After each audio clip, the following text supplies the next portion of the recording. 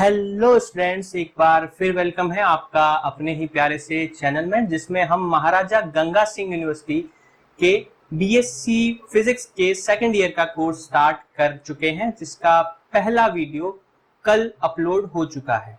जिसे सर्च करने के लिए आप YouTube के सर्च बार में जाकर फिजिक्स बाय अक्षय KTG से सर्च करके देख सकते हैं। फिलहाल हम जो है आज का वीडियो पढ़ते हैं। तो आज का वीडियो का जो टॉपिक है वो है मोल कॉन्सेप्ट। ठीक है, मोल कॉन्सेप्ट जो है वो बहुत ही इजी सा जो कॉन्सेप्ट है, लेकिन कई स्टूडेंट्स को कंफ्यूज करता है। तो आगे हमें कोई दिक्कत ना आए, इसके लिए एक छोटा सा वीडियो बनाया है मोल कॉन्सेप्ट पर। ठीक है, तो बिना समय गवाए इस टॉपिक को स्टार्ट करते हैं। तो आप अपने कॉपी पेन निकाल लीजिए और मोबाइल को रख दीजिए अपने स्टडी टेबल पर। फेसबुक व्हाट्सएप को कर दीजिए टाटा बाय बाय, और ये टॉपिक अच्छे से पढ़िए। इस टॉपिक में कुछ मैं जो है क्वेश्चंस भी करवाऊंगा और कुछ क्वेश्चन के आंसर आपको भी देने होंगे कमेंट बॉक्स में लिखकर। ठीक है, तो आइए टॉपिक स्टार्ट करते हैं। ठीक है, तो क्या होता है मोल? मोल की अवधारणा, मोल क्या चीज है? तो टेक्स्ट बुक की डेफिनेशन के अकॉर्डिंग चले तो मोल का मतलब होता है कि किसी अमाउंट ऑफ सब्सटेंस को मेजर करने के लिए जो फंडामेंटल यूनिट होती है उसे मोल कहते हैं। यानी किसी पदार्थ की मात्रा को मापने के लिए जो मूलभूत इकाई होती है जिसे मोल कहते हैं। ये क्लास 11 से आप पढ़ते आ रहे हैं कि ये एक मूलभूत इकाई है जो पदार्थ की मात्रा को मापती है। लेकिन इस डेफिनेशन से कुछ मजा नहीं आया, कुछ फील नहीं आया, कुछ जो है समझ नहीं आया क्या कहना चाह रहा है। तो इसको हम एक सिंपल वे में समझने की कोशिश करते हैं। जैसे आप जो है मार्केट से कोई चीज खरीदने जाते हैं, चाहे फ्रूट हो चाहे सब्जियां हो। ठीक है, तो वो पदार्थ की जो मात्रा है, जो आप फ्रूट या सब्जियां खरीदने जाते हैं, वो पदार्थ की जो मात्रा है वो आप किस में मेजर करते हैं? किलोग्राम या ग्राम में। ठीक है, लेकिन कुछ कुछ जो चीजें ऐसी होती है, कुछ कुछ ऑब्जेक्ट ऐसे होते हैं जिसको आप किलोग्राम या ग्राम में मेजर नहीं करके उसके नंबर के बेस पर मेजर करते हैं। जैसे कई कई जगह पर जो केले हैं वो जो है ऐसे आप जो है वो खरीदते हैं कि 2 केले, 4 केले, 10 केले, या कई कई बार अपने दर्जन में जो है केले खरीदते हैं। तो दर्जन का मतलब क्या होता है? एक दर्जन मतलब होता है 12 का जो समूह होता है उसको हम एक दर्जन कहते हैं। कोई भी क्वांटिटी 12 के समूह में हो तो उसे हम एक दर्जन कहते हैं। ठीक है, जैसे जो है एगिटेरियन होते हैं, अंडे खाने वाले हैं, वो अंडे खरीदते हैं तो वो कैसे खरीदते हैं? 1 दर्जन, 2 दर्जन या 3 दर्जन। ठीक है, इस तरह से खरीदते हैं।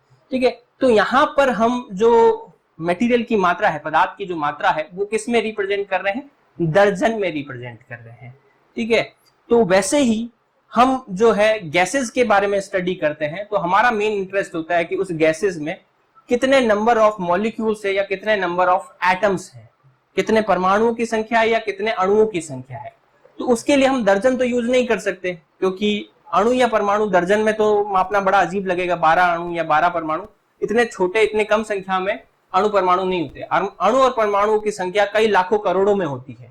इसलिए वहां पर हम एक नई क्वांटिटी डिफाइन करते हैं, एक नया जो है यूनिट डिफाइन करते हैं जो दर्जन की तरह ही है, उसे हम बोलते हैं मोल। तो 1 मोल का मतलब क्या होता है? 6.023 इंटू 10⁻23। यानी कि जब अणु या परमाणुओं की संख्या 6.023 इंटू 10⁻23 होती है तो उसे हम एक मोल कहते हैं। ये मोल की डेफिनेशन हो गई। ठीक है, अब इसकी दूसरी डेफिनेशन भी होती है। दूसरे तरीके से भी हम 1 मोल को डिफाइन कर सकते हैं। किसी भी मटेरियल को अगर हम उसके मॉलिक्यूलर वेट या एटॉमिक वेट को ग्राम में रिप्रेजेंट कर दे तो भी उसे एक मोल कहते हैं।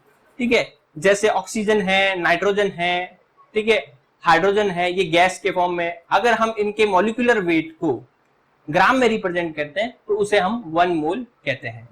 जैसे अगर हम 1 मोल हाइड्रोजन की बात करें तो 1 मोल हाइड्रोजन का मतलब क्या हो गया? हाइड्रोजन का मॉलिक्यूलर फॉर्मूला क्या होता है? हाइड्रोजन का मॉलिक्यूलर फॉर्मूला होता है H2। ठीक है, तो हाइड्रोजन का जो मॉलिक्यूलर वेट है वो कितना होगा? तो एक हाइड्रोजन का जो वेट होता है वो होता है 1, तो H2 में कितना हो जाएगा? 2 क्या? AMU। ठीक है, तो एक हाइड्रोजन के मॉलिक्यूल का वेट जो होता है वो 2 MU होता है। लेकिन अगर हम AMU को रिप्लेस कर दे किससे? ग्राम से, तो 2 ग्राम हाइड्रोजन का मतलब क्या हो जाएगा? 1 मोल हाइड्रोजन। ठीक है, वैसे ही ऑक्सीजन का मॉलिक्यूलर फॉर्मूला क्या होता है? ऑक्सीजन का मॉलिक्यूलर फॉर्मूला होता है O2। और ऑक्सीजन का मॉलिक्यूलर वेट कितना हो जाएगा, एक ऑक्सीजन का वेट जो होता है वो 16, ऑक्सीजन O2 का जो मॉलिक्यूलर वेट होगा वो हो जाएगा 32। तो 32 ग्राम ऑक्सीजन का मतलब क्या हो गया, 1 मोल हो गया। ठीक है, तो इस तरह से हम मोल को डिफाइन करने के दो तरीके हैं, या तो आवोगाद्रो नंबर से, या हम मॉलिक्यूलर वेट या एटॉमिक वेट को ग्राम में रिप्रेजेंट करके मोल को रिप्रेजेंट कर सकते हैं। अब हम एक फॉर्मूला छोटा सा समझेंगे जिससे हम नंबर ऑफ मोल्स कैसे कैलकुलेट करते हैं वो सीखेंगे। ठीक है, तो यहां पर जो पहली डेफिनेशन थी उसके अकॉर्डिंग हम देखें तो एक मोल का मतलब क्या होता है, 6.023 इंटू 10⁻23, जिसे हम आवोगाद्रो नंबर भी कहते हैं, आवोगाद्रो संख्या भी कहते हैं, जिसे Na लिख सकते हैं। तो एक मोल बराबर में क्या हो गया, Na हो गया। 2 मोल का मतलब कितना हो जाएगा, 2Na। 3 मोल का मतलब क्या हो जाएगा, 3Na मॉलिक्यूल्स या एटम्स। ऐसे ही अगर हमारे पास n मोल्स हो तो n मोल्स में कितने मॉलिक्यूल्स या एटम हो जाएंगे, n इंटू Na। ठीक है, तो n इंटू Na को हम एक नंबर कैपिटल N से डिनोट कर दें तो कैपिटल N बराबर में small n into Na। Capital N यहां पर क्या बता रहा है, टोटल नंबर ऑफ मॉलिक्यूल्स या एटम, स्मॉल n क्या है, नंबर ऑफ मोल्स, और Na क्या है, आवोगाद्रो नंबर। तो इस इक्वेशन को अगर हम सॉल्व करें तो इससे स्मॉल n की वैल्यू हम निकाल सकते हैं। स्मॉल n बराबर में क्या हो जाएगा, कैपिटल N अपॉन Na। ठीक है, तो इस तरह से हम जो है वो नंबर ऑफ मोल कैलकुलेट करते हैं जब हमें मॉलिक्यूल्स की टोटल संख्या पता हो। दूसरे तरीके में आप देखो कि एक मोल को हमने कैसे डिफाइन किया हुआ है, एक मोल का मतलब होता है किसी भी गैस का मॉलिक्यूलर वेट, किसमें, ग्राम में, या तो मॉलिक्यूलर वेट या उसका एटॉमिक वेट। अगर उसमें एटम ही है तो एटॉमिक वेट, अगर मॉलिक्यूल है तो मॉलिक्यूलर वेट। तो एक मोल बराबर में क्या हो गया, मॉलिक्यूलर वेट इन ग्राम। 2 मोल का मतलब क्या हो जाएगा, ट्वाइस ऑफ मॉलिक्यूलर वेट। 3 मोल का मतलब क्या हो जाएगा, थ्राइस ऑफ मॉलिक्यूलर वेट। ऐसे अगर n मोल हो तो n मोल बराबर में क्या हो जाएगा, n into n times of molecular weight. तो गैस का जो टोटल मास होगा वो कैपिटल M बराबर में क्या हो जाएगा, n इंटू m नॉट। ठीक है, m नॉट यहां पर क्या, उसका मॉलिक्यूलर वेट। तो अगर हमें n निकालना है तो वो क्या हो जाएगा, टोटल मास इन ग्राम अपॉन में मॉलिक्यूलर वेट इन ग्राम। ठीक है, तो इस तरह से हम जो है ये दूसरा तरीका पड़ता है नंबर ऑफ मोल्स कैलकुलेट करने का। तो ये नंबर ऑफ मोल्स कैलकुलेट करने के हमारे पास 2 फॉर्मूले हो गए।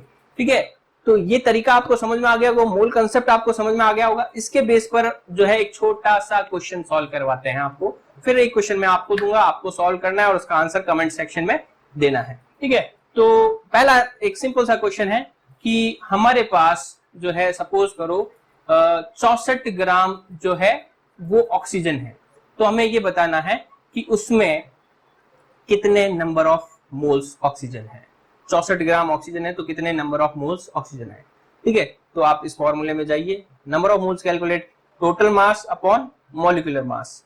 ठीक है, तो ऑक्सीजन का टोटल मास कितना दे रखा है, 64 ग्राम। ठीक है, और मॉलिक्यूलर मास कितना है, मॉलिक्यूलर मास जो होता है ऑक्सीजन का वो होता है 32। ठीक है, तो इसमें कितने मोल्स हो गए, 2 मोल्स हो गए। ठीक है, इसी तरीके से एक क्वेश्चन और बोलते हैं, एक क्वेश्चन और सॉल्व करते हैं, एक क्वेश्चन मैं और सॉल्व कराता हूं। जैसे मान लो आपको दे दिया कि ये पानी की गिलास है, ठीक है, जिसमें 250 ग्राम पानी भरा हुआ है।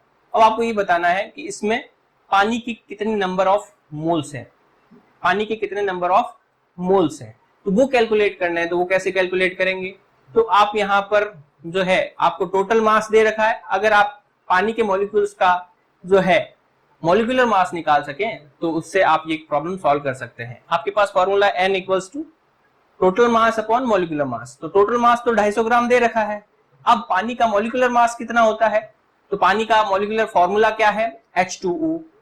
H2O तो H के 2 एटम है तो 2 ग्राम उसका हो गया, और ऑक्सीजन का 16 ग्राम तो 18 ग्राम। ठीक है, तो ऑक्सीजन का जो मॉलिक्यूलर वेट जो वाटर का मॉलिक्यूलर वेट है वो 18 ग्राम है। ठीक है, और टोटल मास कितना है 250 ग्राम। तो 250 में हम क्या करेंगे, 18 से डिवाइड कर देंगे, वो इसका आंसर हो जाएगा। ठीक है, तो वो आंसर भी आप मुझे बताएं कि कितने नंबर ऑफ मोल्स हुए, 250 में 18 से डिवाइड करने पर क्या आंसर आने वाला, वो भी आप लिखे। और एक क्वेश्चन और मैं आपको देता हूं सॉल्व करने के लिए। मान लो आपको जो है वो एक कॉपर का टुकड़ा दे रखा है। ठीक है, मतलब यूं मान ले कि आपको एक जो है तांबे का सिक्का दे रखा है, वो तांबे का जो सिक्का आपको दे रखा है उसका जो वजन है वो आ रहा है, मान लो कोई 50 ग्राम। आपको ये बताने हैं उसमें तांबे के जो एटम्स है, कॉपर के जो एटम्स है, उनकी संख्या कितनी है, उनके नंबर कितने हैं, वो आपको उसमें बताने हैं। ठीक है, क्वेश्चन समझ में आ गया आपको? तो इसका आंसर आप मुझे कमेंट सेक्शन में बताइए। तो आज के लिए अपने इतना ही, बाकी हम नेक्स्ट वीडियो में देखते हैं। अगर पॉसिबल हुआ तो आज ही अपलोड हो जाएगा, अदरवाइज वो नेक्स्ट वीडियो कल आपको मिलेगा। तब तक आप अपने घरों में रहें, सुरक्षित रहें और लगातार अपनी पढ़ाई जारी रखें। Thank you.